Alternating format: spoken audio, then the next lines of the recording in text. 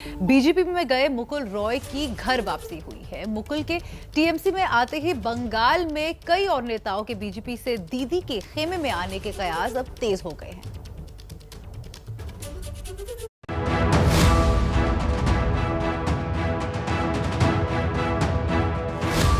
4 साल तक बीजेपी का पटका पहनने के बाद शुक्रवार को आखिरकार मुकुल राय की घर वापसी हो गई। मौका बड़ा था, इसलिए खुद ममता बनर्जी भी मौजूद थी। मुकुल राय के साथ उनके बेटे शुभ्रांशु राय भी टीएमसी में शामिल हुए। আমার অত্যন্ত ভালো লাগছে যে ভারতীয় জনতা পার্টি থেকে বেরিয়ে এসে এই নতুন আঙিনায় ভালো লাগছে এবং এটা ভাবছি যে বাংলা আবার তার নিজের জায়গায় ফিরবে। ধন্যবাদ।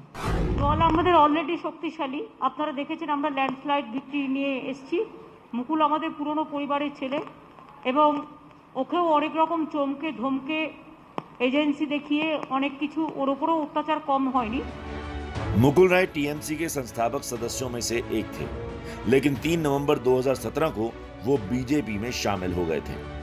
बीजेपी में उनका कद राष्ट्रीय उपाध्यक्ष का था, लेकिन अब वो एक बार फिर से टीएमसी नेता कहलाएंगे। हालांकि राजनीति में कुछ भी यूं ही नहीं होता। सबसे अहम बात तो ये है कि मुकुल राय को फिलहाल टीएमसी में लौटना नफे का सौदा लग रहा है। दिनेश त्रिवेदी के इस्तीफे के कारण राज्यसभा की एक सीट खाली है, जिस पर मुकुल को भेजा जा सकता है। दूसरी अहम बात यह है कि शुभेंदु अधिकारी का बीजेपी में कद उन्हें खल रहा था, जो हाल ही में टीएमसी छोड़कर बीजेपी में आए हैं और ममता बनर्जी को हराया भी है। मुकुल राय कहने को तो बीजेपी के राष्ट्रीय उपाध्यक्ष थे, लेकिन पार्टी में साइडलाइन थे।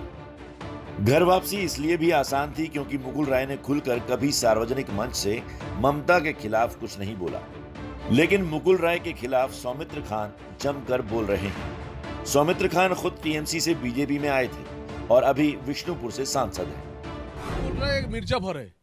मुकुल राय उसका लड़का को जीता नहीं पाया इस बार वोट में।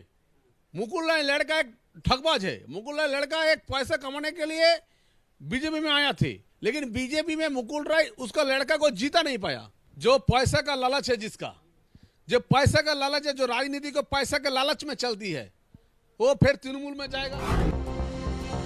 मुकुल राय के बाद अब माना यह जा रहा है कि कई बागी नेता फिर से टीएमसी का दामन थाम लें, लेकिन दीदी ने साफ कर दिया है कि गद्दारों की वापसी नहीं होगी।